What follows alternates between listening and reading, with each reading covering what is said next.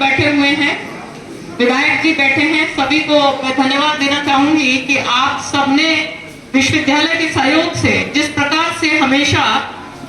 गांव की दशा दिशा और स्वास्थ्य पर बधाई देती हूँ।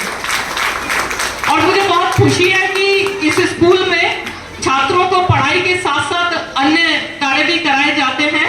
जिसका एक नमूना हमारे बच्चों ने पेश किया। बच्चों में आप सबको बताना चाहूंगी कि हमारी जो कुलाधिपति महोदया हैं आनंदीबेन पटेल जी, जो कि राज्यपाल हैं,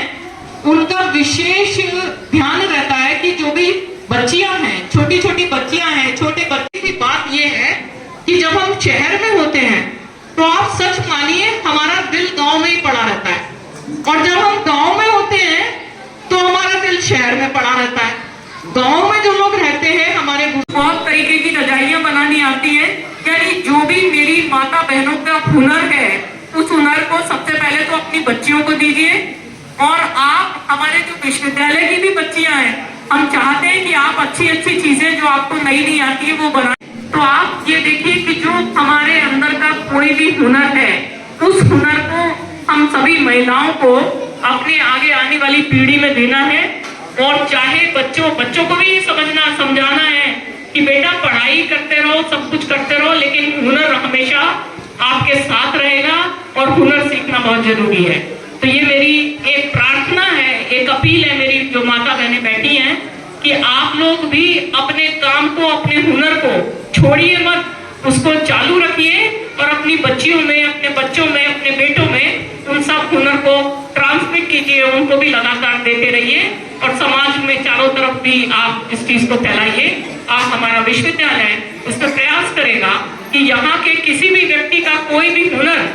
ऐसा नहीं है कि वो उसके साथ ही खत्म हो जाए, वो आगे बढ़ना चाहिए और वो समाज में वो फैलना चाहिए। एक बात और मैं कहना चाहूंगी कि आप लोगों को अपने स्वास्थ्य का बहुत ध्यान रखना चाहिए। देखिए हमारे जो पुरुष साथी हैं, बड़े साथी हैं, वो इसलिए छुपा जाते हैं कि पैसा खर्च होगा या वो नहीं चर्चा करते हैं, और हमारी महिलाएं तो बस सिर्फ अपने घूंघट की आड़ में ही अपनी आधी बीमारी को खत्म कर देती हैं, क्योंकि वो ना तो कह पाती हैं, ना कहती हैं, ना बताती हैं। पर आप ये समझिए कि आप लोग घर की नींव होती हैं, तो आपको अपने स्वास्थ्य के बारे में पूरी चिंता करनी चाहिए। तो यहाँ जो स्वास्थ्य शिविर लगा हुआ है, उस स्वास्थ्य शिविर में आपको अगर छोटी सी भी परेशानी है जिसको आप केवल सहती रहती हैं, उन सब के बारे में चर्चा करनी चाहिए। यहाँ पे अगर कोई डॉक्टर ऐसा नहीं आया है कि आप में से किसी की भी कोई बीमारी ऐसी है जो कि आप नहीं, आपका स्वस्थ रहना ये हम सबके लिए भी उतना ही जरूरी है जितना आपके लिए जरूरी है।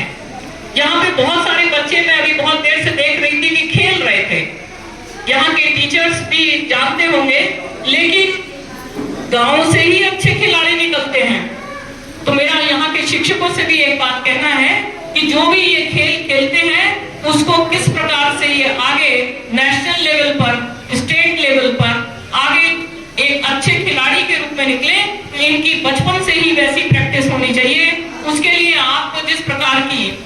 जो खेलों में जब हम आगे बढ़ते हैं, चाहे राष्ट्रीय स्तर पर जाएं, देश में खेलें, देश का नाम रोशन करें, उसके लिए जिस प्रकार की ट्रेनिंग की जरूरत होती है, आप उस प्रकार की ट्रेनिंग शुरू कीजिए। और अगर आप लोगों को इसमें, मेरे सोशल साइंस के जो छात्र बैठे हैं वो सब इनके फिजिकल एजुकेशन के छात्र भी बहुत अच्छे दोस्त हैं, तो आपके यहाँ पर हम अपने फिजिकल एजुकेशन के कैंप भी लगा सकते हैं, जो कि सही ट्रेनिंग के साथ में आपके छोटे छोटे बच्चों को एक बड़ा खिलाड़ी बनने में सहयोग कर सकते हैं। आप अगर हम और आप मिलकर काम करेंगे तो जिस चीज में हम लोगों के विभिन्न विभागों में आपकी लीगल प्रॉब्लम्स है, तो हमारे जो लीगल के छात्र हैं वो आकर आपकी समस्या को सॉल्व कर सकते हैं। हमारे इंटरनेट के जो छात्र हैं, आईटी के, कंप्यूटर के छात्र हैं, वो आपका प्रयास है। और मेरे यहाँ के अगर जो भी टीचर्स हैं, उनकी जो आवश्यकताएं हैं, स्पेशली अगर छात्रों की ट्रेनिंग से रिलेटेड है, मैं अपने छोटे बच्चे जो बैठे हुए हैं उनको भी आमंत्रित करती हूँ कि वो विश्वविद्यालय में हमारी जो डिफरेंट फैसिलिटीज हैं उनका भ्रमण करके आए और अपनी शिक्षा को केवल इस माध्यमिक विद्यालय तक खत्म ना करें। उन्हें आगे बढ़ना है और एक दिन विश्वविद्यालय का कुलपति भी बनना है। तो आप सब में वो सबको माध्यम से छात्रगण प्रिंसिपल रीना यादव जी प्राथमिक नवी गणेरिया स्कूल का स्वागत करें।